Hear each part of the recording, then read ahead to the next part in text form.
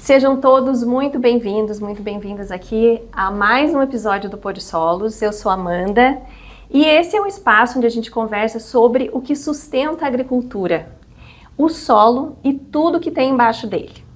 Hoje eu recebo aqui alguém que vive o campo de perto, que está na linha de frente todos os dias entendendo o que o produtor precisa e como que a biologia pode trabalhar a favor do solo e da agricultura. Bem-vindo, André Boni, da BioAgreen. Seja bem-vindo ao Pod Solos, a essa conversa franca que a gente tem aqui.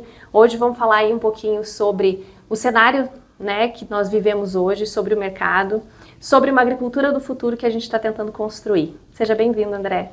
Obrigado, Amanda, obrigado à equipe da GoSolos pelo convite.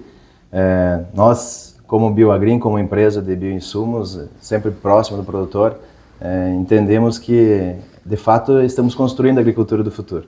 E aí eu fico muito feliz em ser convidado aqui para nós trocarmos essa ideia e espero que a gente consiga trazer informações que o público entenda o valor que o biológico tem hoje dentro de um sistema produtivo agrícola agropecuário. Bacana. E hoje também está aqui com a gente o Bruno, nosso agrônomo, especialista, Bruno Araújo. Bem-vindo, Bruno. Bom dia, Amanda. Prazer participar do Pod Solos. Muito bem, vamos lá, vamos começar essa conversa então, André.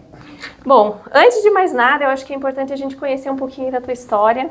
Conta pra gente aí um pouco da tua trajetória, da tua formação, como é que você chegou nesse universo biológico. Certo, sempre na carreira e na vida a gente faz alguns planejamentos, né? E muitos deles não dão certo, né? Mas eu cheguei aqui por uma trajetória sempre focada em estar próximo da agricultura, né? Minha família de pequenos produtores rurais, trabalham com hortaliças no interior do estado do Rio Grande do Sul, né? Então sempre tive um acesso muito próximo, né? Tive uma vivência da infância na propriedade rural. E aí com 14 anos eu fui fazer o colégio agropecuário, então fiz o técnico em agropecuária junto com o ensino médio, isso lá alguns anos atrás já, né? Em São Luís Gonzaga, na Escola Técnica Estadual Cruzeiro do Sul, em São Luís Gonzaga. Finalizando lá, nós tínhamos um incentivo muito grande para fazer a graduação, né, seguir estudando com o currículo programático da Universidade Federal de Santa Maria, que tinha um programa de educação seriada, que se fazia uma prova por ano do ensino médio, então aquilo era seriado o teu ensino médio, ficaria um pouco mais fácil de passar aí no vestibular. E nós,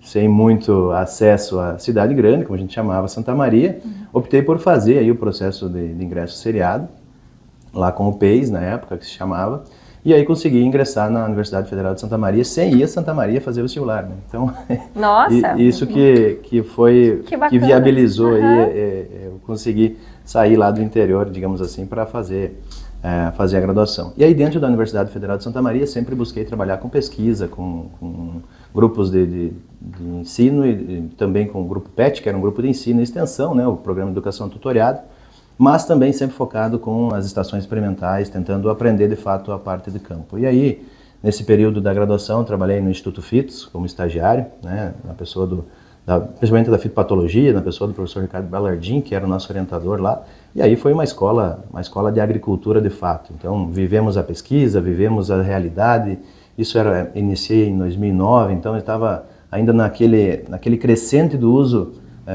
dos fungicidas para controle de ferrugem asiática da soja, né? Então o início de um manejo das lavouras, né?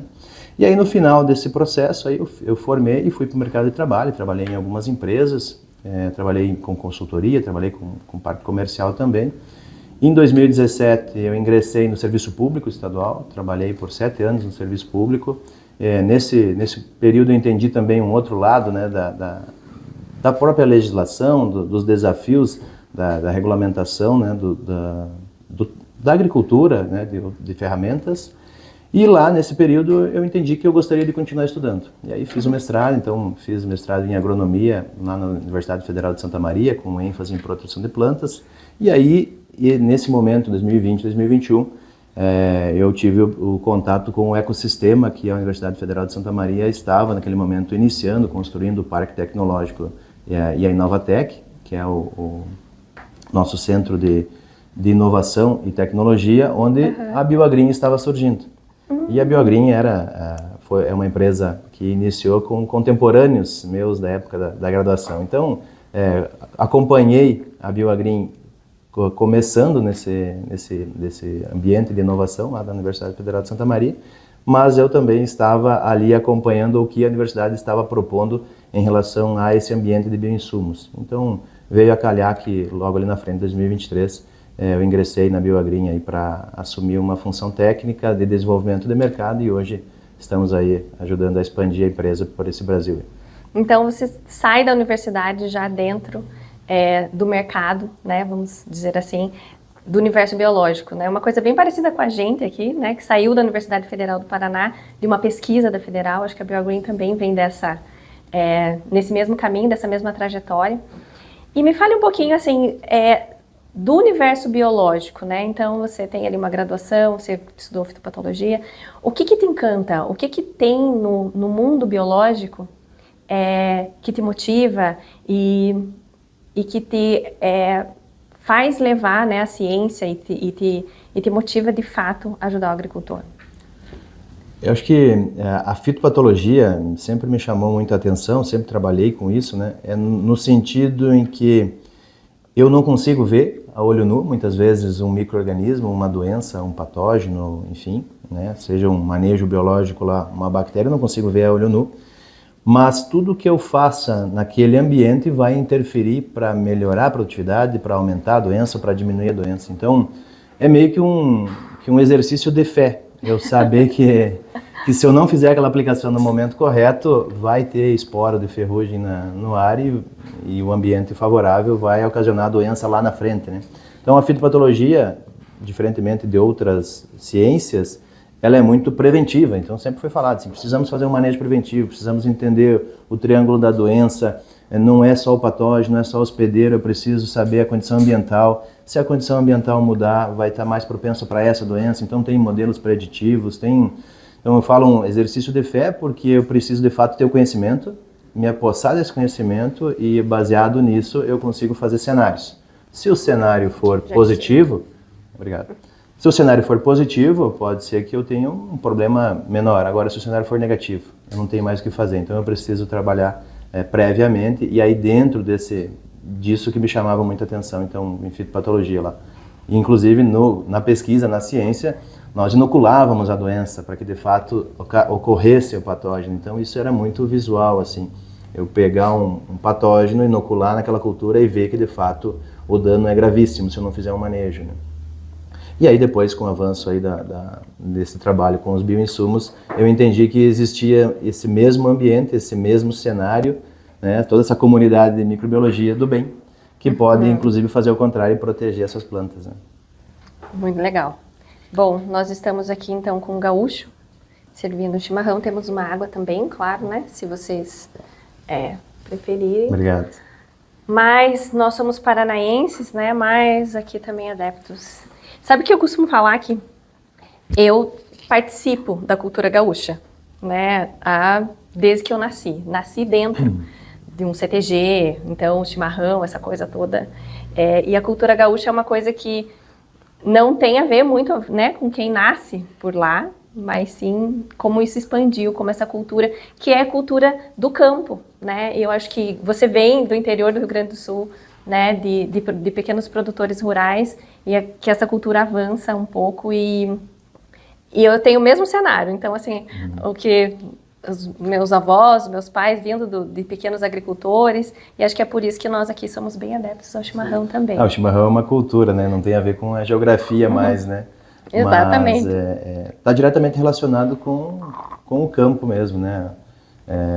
Eu não tive uma vivência tão assídua a CTGs, assim, não fui para essa parte artística aí, né, e presença, mas estudei em São Luís Gonzaga, que é uma região extremamente tradicionalista, ainda de pecuária, de transição de pecuária para agricultura, então tive uma interface muito, muito grande ali com a cultura. É isso aí. É legal que o pessoal da BioAgreen, eles estão envolvidos sempre com inovações tecnológicas no mundo agrícola. Então, tive o prazer de conhecer e visitar eles lá em Santa Maria. E a sede deles fica no espaço da universidade, eles têm muito esse contato ainda com o pesquisador, com a universidade, sempre para buscar inovação dentro do nicho de fitopatologia e micro-organismos, né? Exato, eu ingressei em 2023, então a empresa já estava com a trajetória iniciada, e a empresa ela passou por um processo de incubação e crescimento dentro do Parque Tecnológico da FSM, e hoje nós temos a sede da empresa lá como uma empresa residente. Então, isso é muito importante, inclusive para a empresa cresceu, né, mas continua lá para ser um hub de conhecimento e próprio fomento à ciência para os próprios alunos, né, e para a própria região, mas também no sentido de valorizar e continuar desenvolvendo ali o Parque Tecnológico, né? Então, é essa a visão que a universidade tem hoje, né? E aí não é só a BioGreen, são outras empresas, empresas de outras áreas, né? Mas tem um foco grande pela própria característica da região de trabalhar com agro e trabalhar com alimentos também. Muito bom.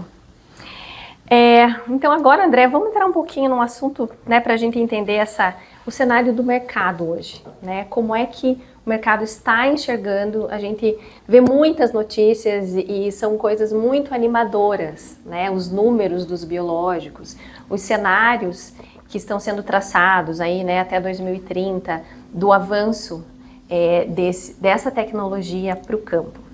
Mas vamos começar com uma pergunta aqui, que eu quero entender como é que isso está refletindo, se isso está sendo refletido no campo. Né? Eu acho que você tem uma vivência ali junto com os produtores, diretamente junto com os clientes, se isso de fato está acontecendo e quais, né, desafios e barreiras, como é que você está enxergando esse cenário? Uma coisa, o que está, né, nos grandes portais do agronegócio brasileiro e o versus do que você está vivendo no campo. Perfeito. A agricultura, assim como setor dentro da economia do país, é um motor indiscutível, né? Então, sempre a inovação, a tecnologia passa nesses setores onde tem desenvolvimento, onde tem tração de fato, né? Então, o que eu vejo, assim, minha experiência em relação aos biológicos nesse sentido? O que mudou? Né? O biológico não é algo novo, ao passo que surgiu nos últimos 5 anos, enfim, estava dentro das pesquisas da Embrapa, das universidades, dos pesquisadores aí há muitos anos. Né? Então, acho que isso é interessante ressaltar, né? Hoje o Brasil tem um prêmio Nobel em agricultura baseado numa bactéria fixadora de nitrogênio, que foi a Maria Ângela Hungria, né? Pesquisadora da Embrapa, que dedicou uma vida a fazer isso.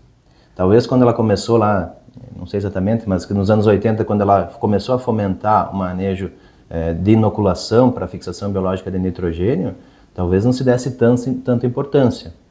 Ou pelo contrário, talvez se desse importância lá e depois se esqueceu. Né? Então, se a gente vai falar agora, eu estive rodando essa semana aqui nos Campos Gerais do Paraná, surgiu o plantio direto aqui, né? Nos anos 80. E talvez nós esquecemos daquilo que nós aprendemos nos anos 80, eu nasci nos anos 90 já, não peguei essa parte, talvez nós esquecemos muitas coisas disso, e hoje estamos sofrendo lá na nossa lavoura por não fazer aqueles princípios. Talvez o biológico tenha sido a mesma coisa, em algum momento teve uma importância muito grande, se utilizou os inoculantes, se utilizou baculovírus, se utilizou ferramentas biológicas que ao passar do tempo ficaram um pouco esquecidas. No meu entendimento do que se está nas páginas de jornais em relação ao campo, é que hoje o biológico ele vem com uma ferramenta adicional de manejo. Em alguns períodos, quando eu formei em 2014, o manejo biológico era um dos pilares de controle. Então tinha manejo cultural, manejo mecânico, enfim, manejo químico, manejo biológico. Eles não se conversavam. Ou eu fazia o manejo biológico, ou eu fazia manejo químico. Como assim eu vou misturar? O manejo biológico é para agricultura orgânica, não tem nada a ver com agricultura de alto investimento, convencional, altos tetos produtivos, né? E foi isso que mudou, no meu ver. Então, a partir do momento que eu consegui associar o manejo biológico como uma ferramenta adicional junto com o químico, e muito em vista porque o químico não estava resolvendo, e a minha opinião é no sentido que aonde o químico patina, que a gente brinca, né, onde o químico não funciona, abre uma oportunidade para se testar talvez o biológico, em que a gente deixa de lado o biológico. Então, problema de nematóide acontece isso, problemas de doenças de difícil controle, né, giberelas, fusarioses, enfim. A própria cigarrinha do milho foi um case em que se utilizou muito um manejo biológico porque o químico não deu conta para controlar as doenças que ela é vetora, né, como os molicutes na cultura do milho, e foi devastador, principalmente no sul do Brasil, que os híbridos de milho não tinham uma tolerância muito grande. Enfim, o que eu vejo? Que os biológicos, eles mudaram e começaram a se tornar relevantes a partir do momento que nós, como técnicos, mudamos o posicionamento. Colocamos eles como ferramentas adicional no manejo, somado ao manejo químico. Então a BioGreen não vem aqui no sentido de posicionar o manejo biológico única e puramente. Vem no sentido de entender a demanda do produtor, qual que é o gap de manejo, fazer um acompanhamento dentro da nossa perspectiva. Nós temos alguns projetos, alguns serviços, inclusive é o que a gente trabalha junto com a GoSolos, que é o projeto Solo Bioativo, o programa de serviços de personalizar o manejo.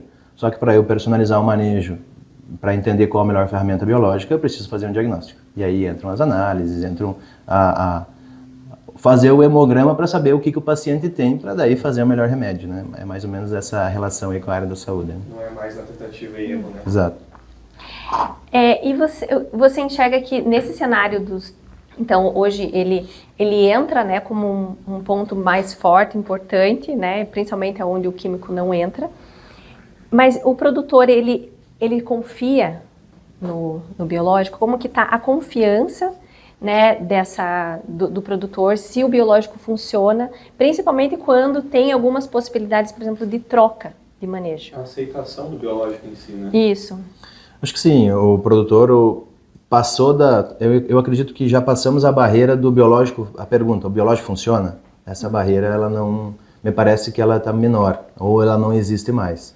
Agora, na pergunta qual biológico funciona? Qual o melhor custo-benefício? Esse biológico funciona para o quê? Quando? Então, aí nós refinamos a informação. Então, eu entendo que existe ainda muito a crescer no mercado de bioinsumos, né? Os biológicos, de forma geral, quando a gente fala, comparando com o químico, acabamos sempre puxando para o lado do biocontrole. Então, aquilo que eu falei antes ali de associar os manejos, isso de fato acontece e é um mercado crescente. Mas tem ainda aquele entendimento da biodiversidade, enfim, podemos chamar de vários nomes, agricultura regenerativa, melhorar a diversidade, equilíbrio biológico, que ainda está inicial. E aí nós temos produtores que estão muito avançados nisso, mas talvez não pelo manejo de bioinsumos, pelo manejo do solo, no sentido de cultura de cobertura, de redução de enxurrada, do próprio manejo de características e coisas positivas, né? Manejos, operações benéficas que fizeram um círculo virtuoso para aquele solo. Então, tem uma diversidade maior do solo e aí o biológico acaba tendo um papel importante ali, né? Então, isso dentro de uma perspectiva mais genérica, para responder a tua pergunta, o produtor hoje ele não duvida que o biológico funcione, mas ele precisa entender aonde que tem o melhor custo-benefício. As margens estão apertadas. Eu moro no Rio Grande do Sul, anos de estiagem, precisa mitigar esses estresses, né? Tem problemas operacionais, problemas de rentabilidade das culturas, então eu preciso saber exatamente onde posicionar para que eu tenha melhor ganho. E dentro dessa dúvida, desse cenário, desse desafio do agricultor e, né, das próprias indústrias e das assessorias que estão aí ajudando o agricultor a tomar a decisão, como que a gente pode ajudar? Né? Como que você enxerga essa barreira, né, ou essa grande pergunta, o que usar, como usar, né, como utilizar essa ferramenta, que é a ferramenta biológica, da melhor forma para a agricultura? Nós como empresa, nós como BioGreen, nós temos a clareza que isso vai passar pela qualificação das pessoas que estão trabalhando com isso. Seja a nova geração de agricultores, né, os jovens que estão voltando para as propriedades, ou aquele produtor mais tecnificado que vai precisar avançar num nível tecnológico para aumentar a rentabilidade, ou aquele técnico, aquele agrônomo que vai a campo no dia a dia fazer as recomendações. E esse técnico, muitas vezes, ele precisa se convencer de fato que aquilo ali não é uma moda ou que é algo pontual que precisa ser pensado a longo prazo, né? Então, o conhecimento, para mim, é a maior moeda de troca hoje e é o que vai fazer com que a gente consiga expandir ainda mais os biológicos.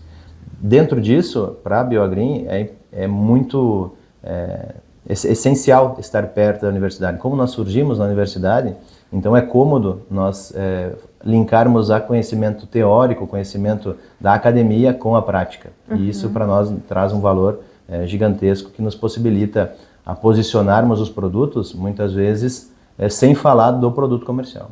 Então a gente fala da função microbiológica, faz um treinamento com nossos canais, com os parceiros, no sentido de o que é a microbiologia, qual é a diferença de um fungo de uma bactéria. Então vai para algumas bases que, se nós pularmos essas bases, vai fazer falta lá na frente para o técnico entender o melhor posicionamento e também ter aquela confiança de posicionar. Porque a gente sabe da responsabilidade que um agrônomo tem hoje em chegar e dizer o que fazer, né? E está cada vez mais apertado a questão financeira, então eu não tenho margem de erro, não posso errar. E para que eu tenha segurança de posicionar, eu preciso ter uma base conceitual ou teórica, né? Ou teórico-prática, que eu testando, estando no campo, acompanhando. Então, a gente sempre preza que o nosso time comercial tem uma base de formação muito alta tecnicamente e que acompanhe o dia a dia do produtor para que aquele mesmo posicionamento seja eficiente, para que seja evitado ali um erro de posicionamento, né? Pensar assim. E como que você enxerga, então, vamos desenhar aí esse assessor, esse agrônomo do futuro que está ajudando esse produtor, né, nesse caminho, nessa jornada, e as ferramentas que ele precisa disponível? Queria que você falasse um pouquinho sobre isso. Eu vejo que o técnico, quando eu formei na agronomia, a gente precisava ter um conhecimento básico, fazia algumas recomendações, fazia uma visita de campo para quantificar lá as plantas daninhas, os insetos, fazia um calendário de aplicações e, por mais que fosse técnico e quisessem personalizar, talvez não precisasse. Os talhões eram muito similares, a cultura, o ano, o cenário, né?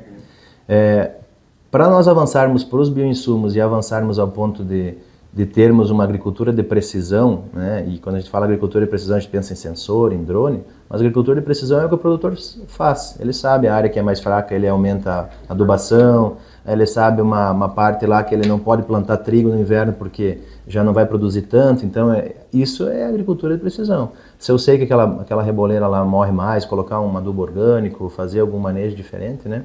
Se eu quiser avançar para esse nível de informação, eu preciso ter ferramentas de diagnose.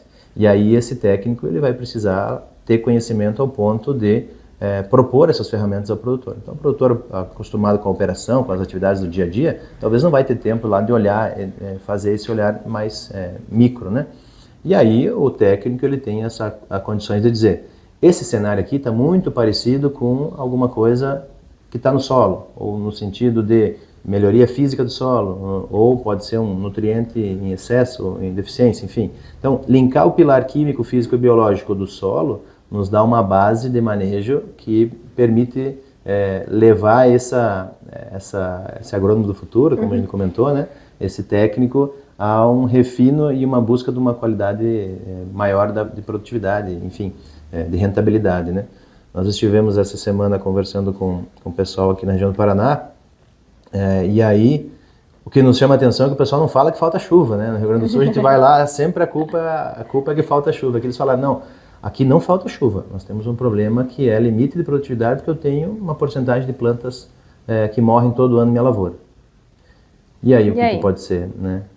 Então, sem ter uma ferramenta de diagnose, eu não consigo fazer uma receita, a gente brinca receita de bolo, né? Calendarizar uma aplicação, um manejo químico ou biológico e dizer que vai resolver. Então, é um pouco disso, assim, de ter uma base conceitual. O profissional vai precisar ter uma base conceitual, e hoje nós temos a informação sobrando, inclusive, né? E a partir dessa base conceitual, ter ferramentas nas mãos para poder tomar as melhores decisões. Pensando nesse cenário, né, desse agrônomo do futuro e desses cenários que você acabou de falar aqui do Paraná, algumas coisas que acontecem e às vezes a gente não entende o motivo. Queria que você falasse um pouquinho da importância do conhecimento microbiológico do solo, né, e do desafio de entender essa comunidade, entender que esse solo ele não está inerte ali, né? Acho que a gente sempre soube essa coisa de ser uma grande inovação, entender a biologia do solo, é só da ferramenta, né? Porque os micro-organismos, essa grande comunidade que a gente costuma aqui sempre comparar uma cidade, a gente tem uma cidade em movimento ali, com uma população muito diversa, que precisa entregar todas as suas funções para que a planta cresça e exerça a sua totalidade, né? Até algumas semanas atrás, aí ouvindo uma palestra do Andreotti, que ele coloca, né, professora aí que entende muito de biologia do solo, né, a planta tem ali 100% de possibilidade a semente, né, ela tem ali 100% de possibilidade de dar a sua maior produtividade, chegar ao seu teto. E é a microbiologia que tira, né, esse desempenho dela. Então é quem ela não encontra no solo, né, o cenário que ela não encontra, é que vai baixando essa produtividade. Ou seja, a microbiologia, as funções, os micro-organismos que estão no solo, eles determinam todo dia a rentabilidade e, né, o resultado final dessa safra. Isso sempre aconteceu. A gente não tem nenhuma inovação sobre isso.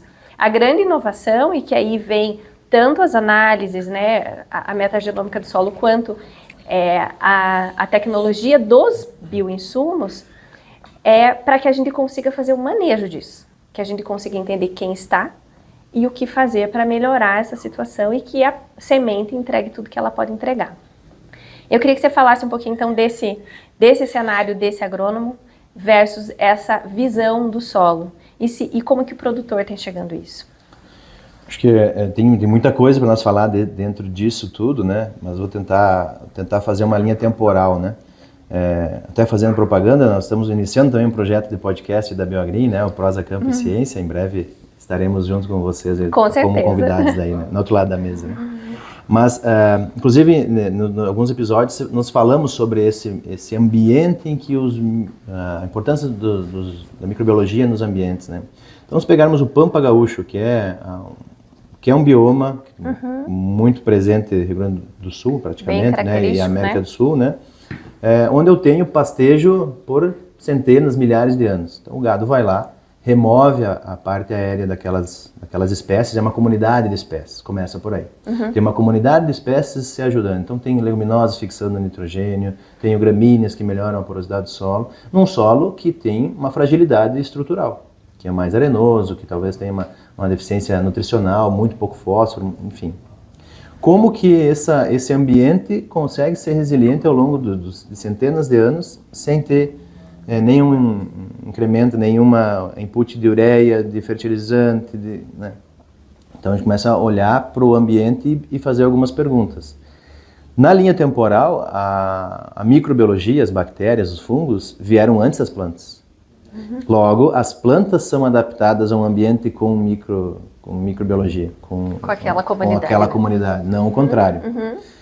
E quando nós nos damos conta disso, entender que isso não é a presença ou a ausência de um fusário vai causar doença, eu não posso dizer que se tem fusário vai causar doença, porque vai depender do equilíbrio daquele momento. Vai depender de quão frágil está aquela planta para sofrer o ataque daquele patógeno, mas também como é que está aquele ambiente em relação à competição com a vida do solo de forma geral. Então, se nós olharmos por essa perspectiva, entendendo que a planta vem depois do micro-organismo e ela responde à comunidade de micro-organismos existentes, ou seja, eu tenho uma comunidade de gramíneas lá no meu campo nativo, que vai continuar crescendo e produzindo forragem, mesmo sem fertilizante externo, porque eu tenho uma bactéria que solubiliza fósforo, que eu tenho uma bactéria ou algum micro-organismo que mineraliza os nutrientes, que fixa nitrogênio, isso eu posso puxar para a agricultura. E não é nada novo que eu estou falando, né? A base da prospecção de micro-organismo é isso, né? Então eu posso ir lá numa planta de um clima árido, semiárido, que está verde lá, então o mandacaru é um exemplo disso, né? O Prieste arabatai. O que tem na raiz dessa espécie de planta que faz com que ajude ela a não morrer nesse clima árido? Então surgem os micro-organismos. E aí que vem a grande importância desses últimos anos na indústria dos bioinsumos associada com a pesquisa. É fazer com que eu tenha uma colônia, uma comunidade de micro-organismos, eu encontre um capaz de ser muito eficiente naquilo especificamente, seja lá na fixação de nitrogênio, na promoção de crescimento, na solubilização de fósforo, mas que além disso ele seja capaz de ser multiplicado numa indústria. Porque eu tenho, né, a gente faz as análises aí com agrossolos, numa comunidade lá 100, 200 espécies de micro-organismos. Dentro disso eu tenho uma minoria que são patógenos e uma maioria que são benéficos. E desses benéficos eu não consigo pegar todos esses, colocar na indústria da BioGreen e produzir um produto formulado. Eles não se dão ao luxo de produzir, de se multiplicar naquele ambiente. Talvez no futuro a gente consiga, que é isso que caminha a novas formulações, as teses, as dissertações da pesquisa vão nesse caminho aí. Mas enfim, eu tenho então um bacillus, por exemplo, que é muito eficiente em solubilizar fósforo. Se aquele bacillus ele é muito eficiente e multiplica, eu consigo colocar ele numa cultura de grãos, por que colocando ele numa cultura de grãos, se ele já existe no solo? Acho que essa é a pergunta que o produtor mais faz. Sim. Então ele já existe no solo. Eu tenho plantio de milho, plantio de soja aqui onde era pampa gaúcho há anos atrás. Ou tenho esse mesmo micro-organismo no meu solo. Por que eu preciso colocar mais? Porque eu preciso colocar mais quantidade desse micro-organismo porque eu tenho uma cultura de alta exigência. Aquela quantidade que tem no solo naturalmente não é capaz de suprir tudo que o meu milho, que a minha cultura da soja, em 120, 130 dias de ciclo vai precisar. Então eu tenho uma cultura cada vez com ciclo menor, com uma exigência nutricional altíssima, e aí eu preciso que o meu camisa 10 tenha uma quantidade alta para que de fato faça isso. Então o meu time está adequado, eu coloco a camisa 10 lá para fazer o gol. É mais ou menos isso que nós entendemos da parte de microbiologia. E o agricultor já entende isso ou não, André? Ele entende o benefício. Então, não é a característica que vai fazer o produtor entender. Eu posso dizer para ele que eu tenho um bacillus que solubiliza fósforo, que produz muitos sideróforos, que produz enzimas, que, enfim, várias características, né? O produtor ele vai querer o benefício. A minha planta vai crescer mais? Vou produzir mais? Ok. Eu tenho um fertilizante muito caro agora por causa dos problemas geopolíticos. Se eu trabalhar com esse teu produto aí, né? Geralmente é assim, se eu trabalhar com esse teu produto, eu vou conseguir utilizar melhor o fertilizante que eu já tenho em estoque no solo, eu vou aumentar a produtividade com essa mesma adubação, porque eu não posso aumentar a adubação agora que eu tenho um fertilizante caríssimo, né? Então esse benefício o produtor entende. Só que muitas vezes esse benefício ele é sutil durante todo o ciclo da cultura e vai chegar lá no final e vai responder em produtividade. Se eu não tiver esse olhar, e aí entra o técnico, se eu não tiver esse olhar do técnico, do agrônomo do futuro, né, que é o termo que a gente usou aqui, desse profissional treinado para durante todo o desenvolvimento da cultura ficar evidenciando esses benefícios, e não no sentido de evidenciar para tendenciar para um lado ou para o outro, é no sentido de evidenciar para dizer, nós colocamos esse micro-organismo aqui no tratamento de sementes. Vamos ali 15 dias depois, vamos arrancar umas plantas e comparar? Ah, mas aqui ficou muito diferente. Vamos lá para frente, vamos pegar mais locais. Não, na outra semana eu venho aqui, quando for fazer a primeira aplicação da capina, vamos olhar de novo. Ah, aqui tem mais folhas, tem mais nós produtivos, tem uma estrutura melhor de planta, tem mais sanidade. Em última análise, componentes de produtividade, pensando em soja ali, número de legumes, número de nós produtivos, mais flores retidas, e no final a produtividade. Então o agrônomo técnico ele vai precisar entender que evidenciar isso durante o ciclo é uma parte do processo para chegar no final e colher o resultado. O produtor entende o benefício, mas ele quer ver esse benefício, e às vezes só a produtividade lá fica muito subjetivo. Né? Então, porque eu não consigo isolar esse fator. Vai ter um talhão que eu tenho uma cultivar, no outro talhão tem outro cultivar, eu sofri por estiagem, aqui eu tive uma chuva de granizo, nessa área eu tinha restevo de trigo, nessa outra eu tinha pastejo de gado. Então... E a gente até sabe que a biologia ela traz esses resultados, vamos dizer assim, rápidos, né? Que é a própria safra que foi aplicado, mas os resultados concretos e uma boa estruturação de solo vêm ao decorrer de anos, né? Praticando, reconstruindo aquele solo que até então estava, vamos dizer assim, fraco em uma biologia benéfica, né?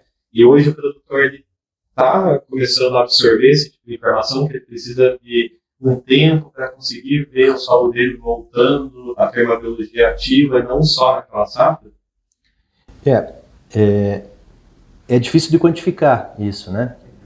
Mas nós entendemos que aonde eu tenho um ciclo virtuoso de boas práticas, eu tenho um benefício, de forma geral, tá?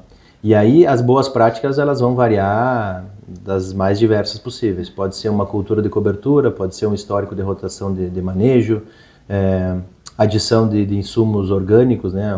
Adicionar mais matéria orgânica, adubação orgânica, reduzir a compactação, o tráfego de máquinas, equilíbrio da própria adubação, né? Talvez o mais básico que a gente não precisasse mais falar, mas o calcário ainda é um insumo que, em primeira análise, é o que a gente primeira coisa olha numa lavoura, porque aquilo ali vai melhorar o fluxo de crescimento de raízes, e a partir do momento que melhorar o fluxo de crescimento de raízes, eu tenho mais atividade microbiológica. Então, pensando em raízes, eu acho que esse é um ponto que poderia ter falado na pergunta anterior, mas a partir do momento que eu tenho mais raízes, eu tenho mais micro-organismo, porque aqueles exudatos, enfim, a deposição de produtos, né, produzido pelo sistema radicular, se torna alimento para aqueles micro-organismos da rizosfera. Isso faz com que aumente a diversidade de micro-organismos, e essa aumenta a diversidade de micro-organismos, aumenta os micro-organismos benéficos também. Então, se eu tenho um produto, um bioinsumo que eu coloco na minha semente e vai aumentar o sistema radicular pela promoção de crescimento, vai fazer com que também eu melhore a biodiversidade nativa do solo. Então, colocar um camisa 10 vai melhorar o time todo. Agora, na ano de Copa, a gente falar em termos de futebol, fica bom, né? Fica mais fácil. Mas, a partir do momento que eu coloco e melhoro a diversidade do solo, eu tenho mais raízes. Colocando mais raízes, eu tenho raiz em profundidade, onde eu vou ter mais penetração de água, penetração de raízes que vão apodrecer, e vai ter uma incorporação da matéria orgânica em subsuperficial. Isso, eu escuto os professores, né? É um ciclo virtuoso de fato. Agora, quanto tempo para conseguir ver a diferença? Né? Acho que esse é o principal ponto. Então, eu não consigo, numa reboleira onde eu tenho um problema gigantesco de nematóides, achar que colocar um bioinsumo e fazer mais algum outro manejo cultural ali, eu vou resolver no primeiro ano. Mas eu tenho certeza que se eu fizer isso, vai estar melhor do que onde eu não fizer.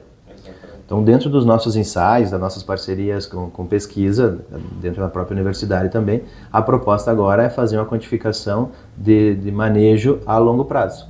Então, com bioinsumos, sem bioinsumos, com adequação de fertilidade do solo, para tentar capturar esse benefício a longo prazo do próprio manejo, né? O que a gente tem visto é que o produtor que talvez lá atrás começou com uma biofábrica, produzindo seu bioinsumo, né, um on-farm, mas muito por ter esse olhar para o biológico, hoje tem níveis de matéria orgânica superiores nas suas áreas, tem produtividades mais estáveis. Talvez não é aquela produtividade que destoe da região, mas é uma produtividade estável durante todos os anos, mesmo no intempérie climática, uma estiagem, né? Resiliência mesmo. Resiliência. A gente sempre faz essa comparação com a saúde, né? Pensando que às vezes a gente passa uma vida toda se alimentando mal, né? Ou então hoje já não é uma realidade tão, mas consumo do cigarro, consumo de bebida, e aí você passa ali 2 ou 3 meses fazendo uma dieta melhor, tomando alguns medicamentos, e você quer que a tua saúde toda se restabeleça. Eu acho que é no mesmo sentido, não no sentido tão negativo, mas sim o que o agricultor tinha para fazer, né? Por anos, né, utilizando alguns tipos de manejo que foram interferindo nessa microbiota, empobrecendo talvez essas comunidades, né, que inicialmente, como eles vieram antes das plantas, inclusive, estava toda equilibrada, e a gente veio desequilibrando essas comunidades, né? Não adianta a gente fugir dessa realidade. E é preciso reestabelecer essas comunidades. E também não vai ser de uma safra para outra que essa comunidade vai ficar totalmente equilibrada. Mas é preciso começar, né? A gente olha muito para isso e conversa com muitos agricultores, fazendo o seguinte raciocínio: o que você faz hoje está levando o teu solo, que é o teu maior ativo, está levando essa comunidade, né? Porque o solo em si, ele é inerte, mas a comunidade que está ali, esses micro-organismos, estão melhorando essas funções, esse solo está enriquecendo, e cada função, né, cada jogador aí está fazendo o que precisa fazer para levar a bola pro camisa 10, vamos pensar assim, ou o que você está fazendo hoje está empobrecendo, está levando para uma realidade cada vez mais pobre, seja em volume em quantidades de micro-organismos, seja em diversidade, né? A gente tem ali algumas funções que são estabelecidas pela microbiologia, né? De solubilização, de fixação de nitrogênio, que eu acho que é a mais clássica, é a maior, a que está mais estabelecida. O biocontrole, que eu acho que, como você falou, toda essa questão da fitopatologia, sim, é uma ferramenta muito concreta já na agricultura, né? Mas a gente tem produtores de sideróforos, produtores de fito-hormônio, enfim, tem muita função a ser estabelecida, assim como no jogo de futebol, né? Cada um, né, precisa estar ali fazendo o que precisa ser feito para ter o objetivo final. Então, é esse raciocínio, né, que a gente sempre fala e busca, que acaba sendo um movimento novo na agricultura. Então, o que você faz hoje melhora o teu solo, ou o que você faz hoje empobrece o teu solo? Esse raciocínio, ele às vezes ele é claro, né, do ponto de vista assim, ideológico, mas na prática, se vê isso acontecendo? Isso é uma boa pergunta, porque geralmente grandes grupos que têm uma interação talvez mais internacional, que faz o processo de certificação, processo de exportação, não vou dizer que tem uma pressão externa, mas eles precisam se adequar aos mercados consumidores, e aí acabam sendo os primeiros a buscarem algum tipo de certificação, algum tipo de estratégia diferente, né? O que eu vejo hoje, né? Nós temos uma dificuldade, voltando ao calcário, né? Por que nós não corrigimos os nossos solos corretamente? E aí uma das justificativas que nós encontramos é que existe muito produtor que trabalha com área arrendada.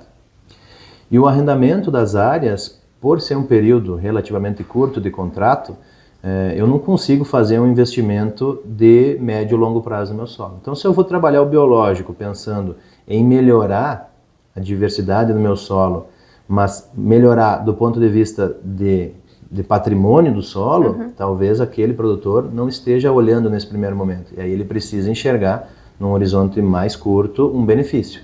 Seja o benefício da estabilidade produtiva, o benefício da maior produtividade, da resiliência, da qualidade, é algo que cada vez está se olhando mais, né? Usinas de etanol, tem a questão de produtos para farinhas alimentícias, né? Então, além da produtividade, o biológico hoje entrega qualidade, uma redução de micotoxina, uma maior quantidade de proteína, maior óleo, né, nos grãos, né?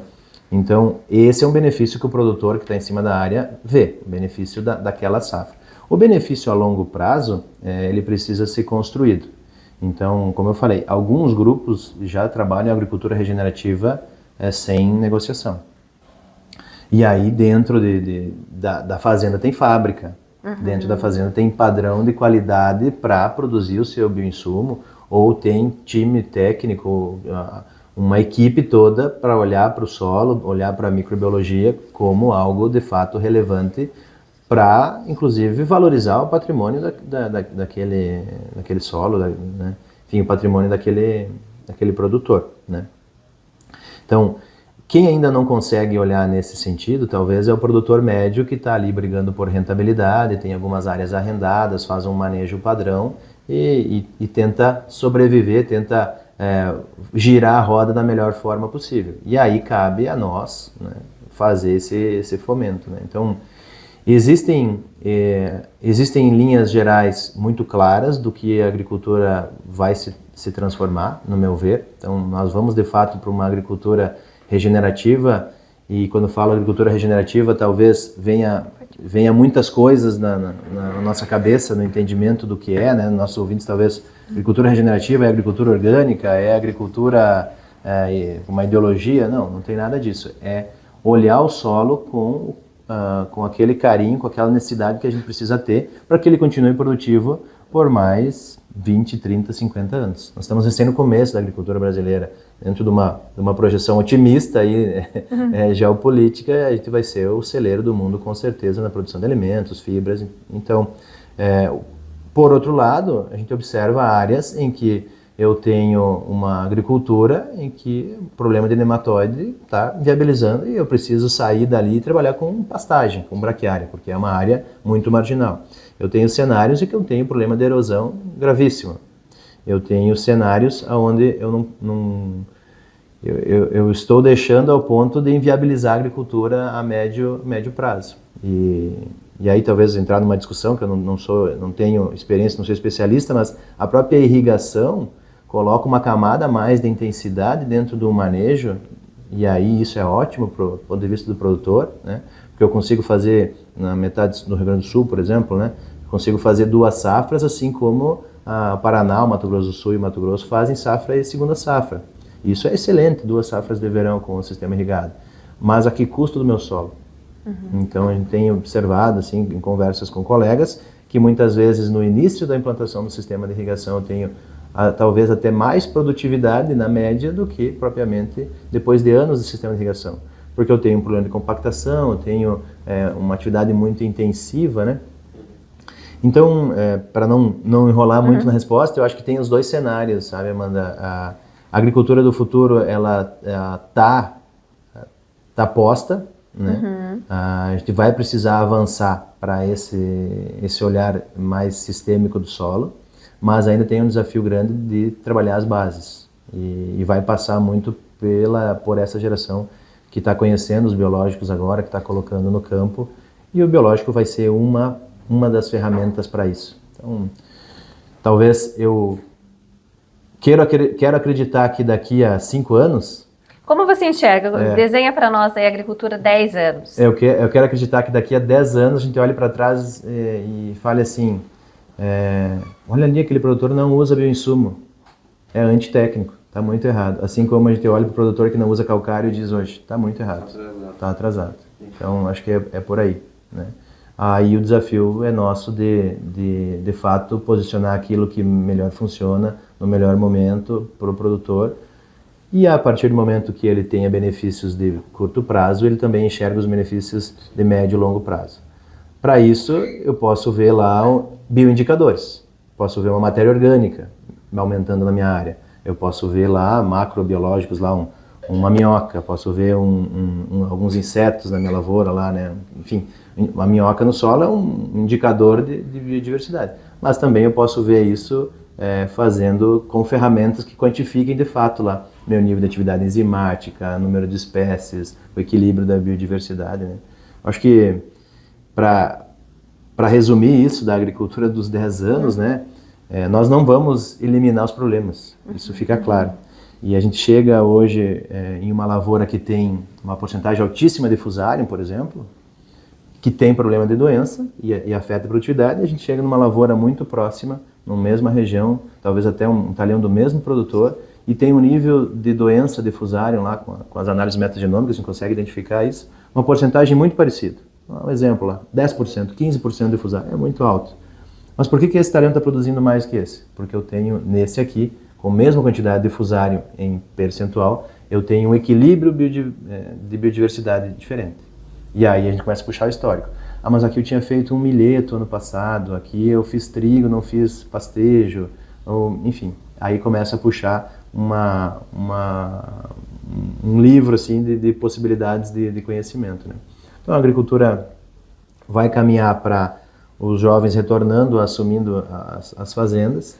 Isso vai trazer muita informação, muita tecnologia, né? Acho que a inteligência artificial também vai revolucionar muitas coisas, que eu não saberia dizer, mas o que de fato não vai mudar é que o solo vai continuar sendo patrimônio produtor. É isso. Não existe agricultura sem solo. E o Brasil tem muito disso, né? Tem muito solo para recuperar em pastagem degradada, tem muita coisa para ser feita aonde estamos, não precisamos expandir para floresta, enfim.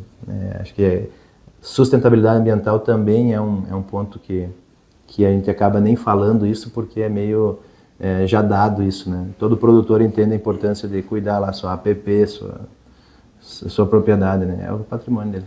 Muito bom. E eu queria então, para finalizar, que você falasse um pouquinho da importância das análises metagenômicas, né? O que essa visão, olhar para as análises, né, antes, para ajudar a posicionar esse produto, olhar para essas análises depois, né, do manejo feito, para avaliar, né? A gente costuma falar que a gente olha para um retrovisor e já com o GPS, né? Então o que eu fiz deu certo, não deu certo, como é que eu alinho tudo isso, né? Como que aquele solo, né? Nós costumamos dizer que o grande cliente das indústrias de bioinsumos é o solo, né?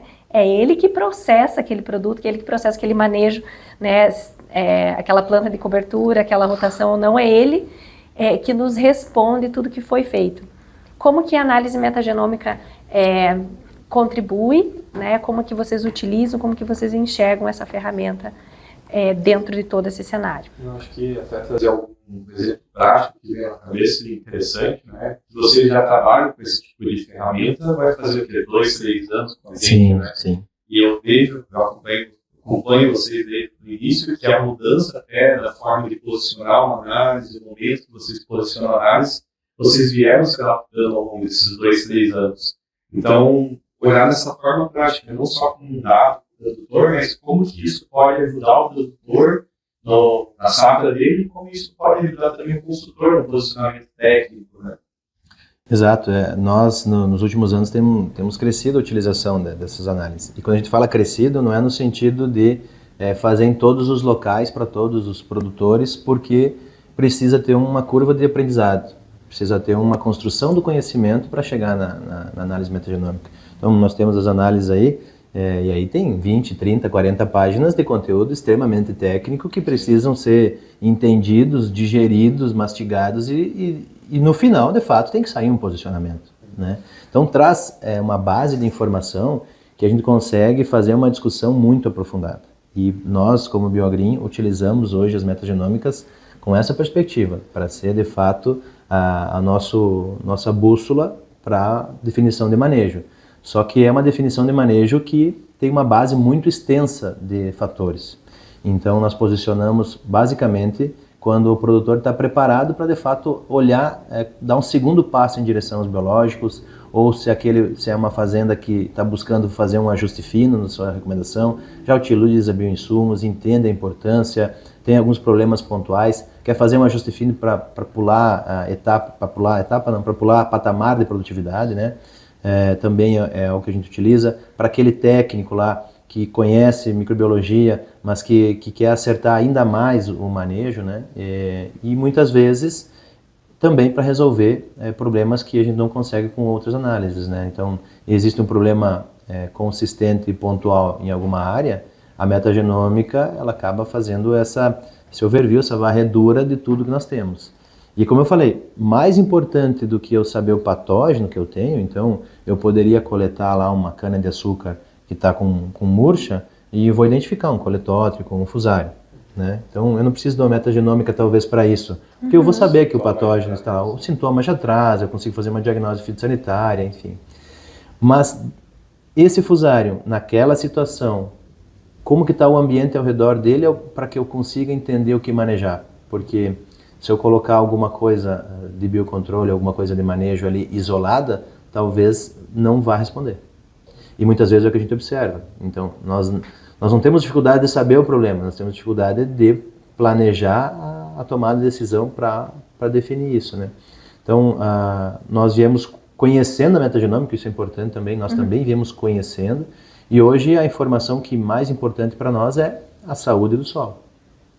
Então, aquilo que sai na metagenômica de fitopatógenos, do problema, do risco de doença, é importante. E eu consigo dizer, esse talhão aqui, ele tem um risco muito maior de macrofomina do que esse aqui, mas esse aqui tem um muito maior problema de fusário, por exemplo. Então, o que eu vou fazer o plantio agora? Vai ser milho? Então, eu preciso ter um cuidado com isso aqui.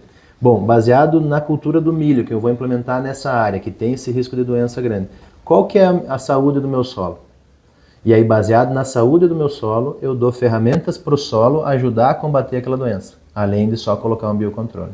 Então, dentro de uma proposta de manejo, a BioGreen traz a ferramenta do manejo 360, que 360 graus, né? Essa foi a ideia do nome, né?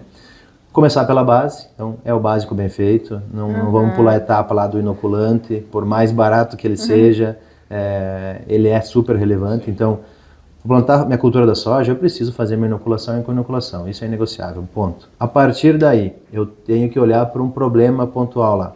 É nematóide? Ok. Então, se eu fizer uma análise metagenômica lá naquela minha área, eu consigo saber que além do biocontrole de nematóide, que eu personalizei minha recomendação e eu vou ter que fazer, porque eu sei que é um problema, o que mais eu posso fazer para dar ferramentas para a planta se desenvolver nesse ambiente que está em desequilíbrio? Se eu tenho minha metagenômica, eu vou saber se ele precisa mais solubilizador de fósforo, se ele precisa mais um mitigador de estresse, precisa mais um fixador de nitrogênio, um promotor de crescimento. E aí eu coloco junto com esse nematicida, daqui a pouco um inoculante solubilizador de nutrientes, que vai fazer, em última análise, maior volume radicular. Mas André, o solubilizador inoculante está posicionando um negócio que não é para isso. de fato não é. A gente coloca as coisas nas caixinhas, mas no solo eles se ajudam. Então, é sistêmico, né? É um benefício mútuo. O micro-organismo no solo, ele não sabe o que ele está fazendo ali. Está fazendo biofilme ao redor da minha raiz e está protegendo o nematóide, que é o que eu quero que ele faça. Mas ele está protegendo de doença, ele está produzindo fito-hormônio e ajudando a planta a crescer. Crescendo mais raiz, eu tenho mais absorção de nutriente, mais absorção de água. Num período de estiagem, vai mitigar esse risco e vai produzir mais, né?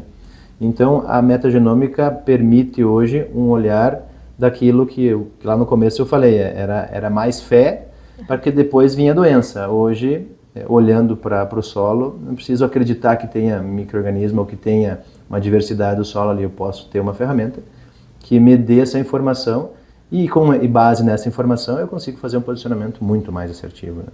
Talvez a gente vai chegar no momento e vai dizer, olha aqui, ó, tá bem equilibrado, segue fazendo a mesma coisa. Uhum. Ainda não chegamos nessas, mas eu acho que essa é a tendência, né? E aí quando olhamos para um futuro, uma agricultura mais para frente, aí nos próximos anos, talvez essa relação com o cuidado do solo, seja do proprietário, seja do próprio proprietário que vai arrendar para terceiros, seja nessa linha assim, ó, eu quero que dentro dessa minha área o solo seja prioridade. Uhum. Então eu arrendo para você no intuito desde que você devolva ele com o mesmo nível de vida, né? E aí, mesma atividade biológica, né? Talvez a gente chegue a esse tipo de qualidade. Qual que é o valor do arrendamento na região aqui do Bruno?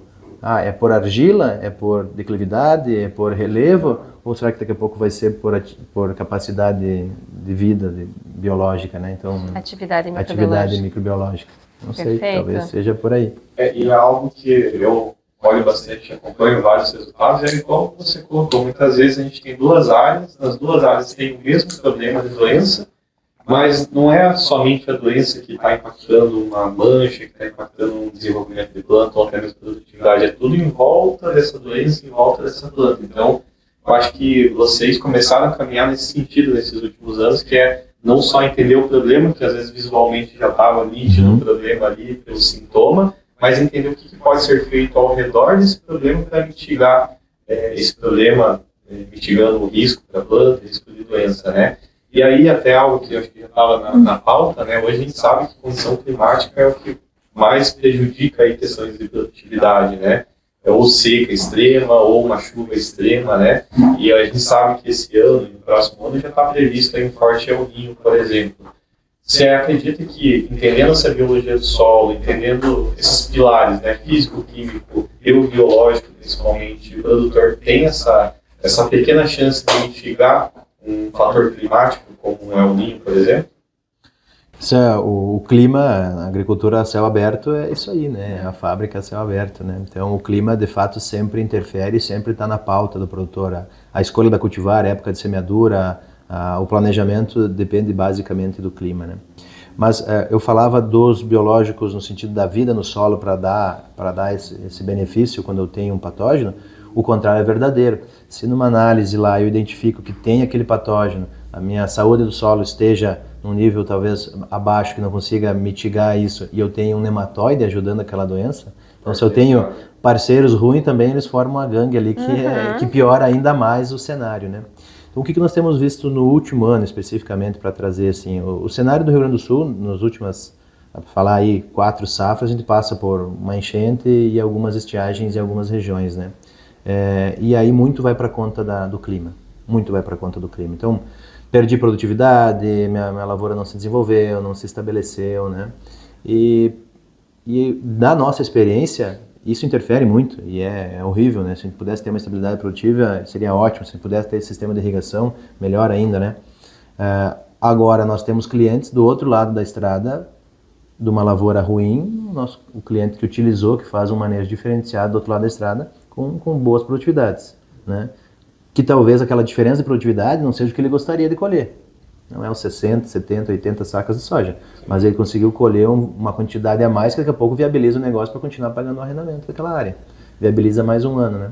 Então, a mitigação do estresse, pensando em clima, para nós fica clara a parte física, muito relacionada com a parte física. Então, nós vamos ir para um ano de muita chuva.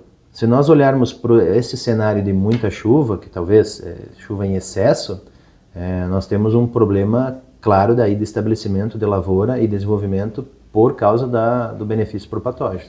Então, doença radicular, mortalidade de plantas, dumping off, enfim, né, quebramentos, pode ser um problema bem considerável. E aí, o histórico da área vai fazer diferença. Se eu venho manejando essa área, vai fazer diferença, né? Talvez fique mais evidente isso num problema de mofo branco, onde tem problema de esclerotina, né? Onde tem esclerotínia, você sabe que ali vai ter um escleróides por décadas, dá para se dizer assim, né? Então, é um talhão que vai ter sempre problema. Se eu tenho a condição ambiental favorável, é inegável que eu vou ter que fazer alguma coisa diferente, né? Então, o biológico entra como uma ferramenta essencial. A diferença do biológico é que eu não posso esperar a doença acontecer, a cultura está implementada lá no verão, o ninho se confirmar, eu ficar 10 dias chovendo, não conseguir entrar aplicando, e aí depois eu junto todos os biológicos possíveis, boto numa calda e aplico. Não vai adiantar, né? Talvez para um mofo branco, para uma doença de solo, eu vou ter que fazer esse manejo agora, outonal, né, num período de entre safra, pós uma cultura de verão, numa cultura de inverno, para reduzir esse inóculo, para lá no verão, sim, começar bem feito também com os biológicos lá desde o plantio, antes de fechar a linha lá com bacilos, com os tricodermas de forma geral, né? Então, e aí volta até no que você comentou de agricultura de precisão, você contar duas informações, uma condição climática que eu sei que vai acontecer na minha região e as informações do solo, não só biológico, mas física também e a química também. Exato, chega no produtor, ano que vem vai chover, você vai plantar o que nessa gleba que tem problema de mofo branco? Vai ser milho ou vai ser soja? Ah, vai ser soja, então temos que começar hoje, manejar isso aqui. Não vamos deixar para o verão. Vai ser milho. Ah, vai ser milho? Então vamos fazer vamos estudar aqui qual a cultura de cobertura que vai dar um benefício para o milho, que não vai multiplicar talvez ali o escleróide no inverno, né? Porque não deu um tiro no pé também. Então essa personalização do manejo como um todo, o biológico é mais uma das coisas que o técnico tem que olhar. E esse técnico tem que ter condições de ter essa informação. E aí é o grande desafio de todos nós trabalhando com bioinsumos, né, na BioAgreen, de trazermos os diferenciais dos produtos, mas mais do que isso, falar sobre biologia, bioinsumos, né? No último ano, e falando agora para encerrar essa questão climática, né, fica evidente o benefício dos bioinsumos na mitigação de estresses hídricos e térmicos. Então, o milho, por exemplo, na região aqui do Paraná, onde nós temos uma atuação muito forte com mitigadores de estresse, promotor de crescimento, né, inoculantes de raiz.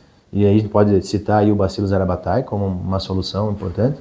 É fantástico a diferença. Então, o produtor que não acompanhou e não foi evidenciado aquele resultado ao longo do ciclo, pode até se surpreender com a diferença lá. Pode dizer, não, isso é outro híbrido, foi plantado outro dia, então assim, choveu mais aqui, né? Então, resolve ao ponto de solucionar o problema? Não. Mas eu tenho uma lavoura muito melhor, muito mais capaz de se desenvolver se ali na frente a estiagem acabar e voltar a chover. Uma lavoura que se sustenta no final, né? Exato, tem uma estabilidade, tem a resiliência que a gente fala muito, né? Mas é uma lavoura que se torna um pouco mais estável, né? A importância, mais uma vez, do trabalho preventivo, né? De agora teremos El Ninho, então, de repente, há o que fazer, mas possivelmente quem fez desde sempre, quem teve um manejo para deixar um solo resiliente, vai ter um resultado diferente do outro lado da estrada. Né? Com certeza, com certeza. Bom, André, muito obrigada pela sua participação, por estar aqui conosco, pela conversa, pelas informações, pela sua visão. Acho que é muito importante. A gente tem falado muito aqui de uma agricultura do futuro, de um assessor do futuro, e existe uma indústria do futuro.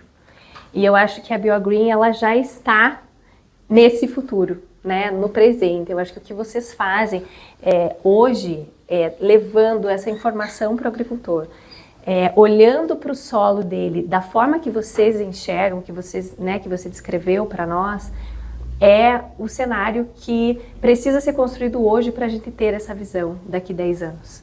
É muito bacana entender que hoje vocês vão e olham para o solo e posicionam uma melhora do solo dele e não um produto. Isso Exato. É o que faz total diferença. E mostram a mudança, né? E mostram essa mudança, exatamente. Com ele no dia a dia, mostrando ali, né, ao longo da safra e dizendo para ele que não estamos aqui para vender, e sim para melhorar o teu sistema, né? Como um parceiro mesmo. Então, é claro, né? Existe uma indústria, existe um negócio, é um agronegócio, todo mundo, né, tá buscando ali a sua lucratividade, mas entender que a gente precisa olhar para a melhora dessa biologia do solo para cada vez mais ele tirar uma produtividade melhor, e o que ele está fazendo hoje vai fazer com que o ano que vem o solo dele, essa comunidade, esteja melhor que o ano passado. Isso é decisivo. E é dessa forma que a gente vai chegar numa agricultura sustentável para sustentar aí os 10 bilhões de pessoas que está basicamente nas costas do Brasil, né? Sustentar essa população que vai ser crescente sem acabar com o planeta, sem acabar com a nossa, né? Tem vindo El Niño, tem tantas questões climáticas que a gente de fato precisa pensar. E é muito bacana saber que a gente já tem, né, hoje indústrias e empresas como a BioAgreen que chega no agricultor com esse olhar. Então, parabenizar vocês por todo esse trabalho, esse processo, e dizer que a gente é aqui o parceiro para ajudar a entender e para cada vez mais desvendar mais esse cenário, essa comunidade, né, por meio da metagenômica e de outras ferramentas, mas basicamente entender o que essa microbiologia significa e o que vocês, enquanto indústria em BioAgreen, conseguem ajudar esse produtor a melhorar. Eu que agradeço pela oportunidade, pela conversa aí, espero que tenha contribuído também com um pouco da nossa experiência, né?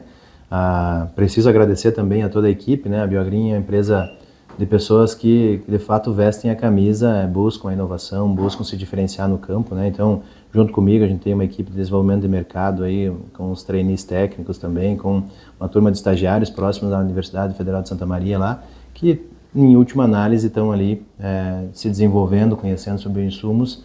E isso é um treinamento de profissionais que logo, logo vão estar no campo aí, né? Então, agradecer a toda a oportunidade que a gente tem de interação com a AgroSolos. Eu acho que nosso time comercial utiliza muito as ferramentas, e obrigado pela paciência de vocês em explicar ali aqueles nomezinhos difíceis dos micro-organismos, mas para nós é gratificante poder transformar essa informação num posicionamento, trazer esse conhecimento para a prática e junto com o produtor, junto com nossos parceiros distribuidores, gerar resultado lá, safra após safra. Maravilha. Obrigada, então. Obrigado, Zé. Obrigada a todos aí por acompanhar o nosso podcast e até o próximo.